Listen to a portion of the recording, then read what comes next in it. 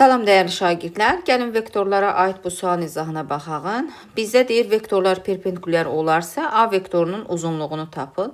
Deməli, vektorların perpendikulyarı üçün olan skalyar hasil sıfıra bərabər olmalıdır. Skalyar hasil nədir? X-in X-ə hasili və Y-in Y-ə, Z-in də Z-ə hasillərinin cəmi sıfıra bərabər olmalıdır.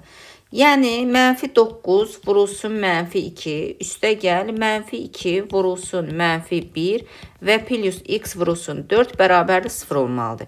Burada 18, üstə gəl 2, üstə gəl 4x bərabərdir 0. 4x bərabərdir -20, x də bərabərdir -5.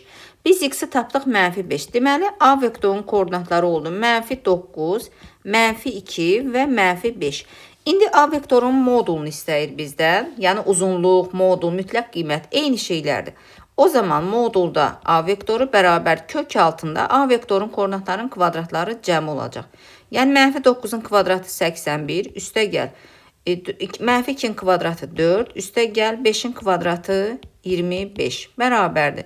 Kök altında olacaq 110. Cavab kök altında 110 olacaq.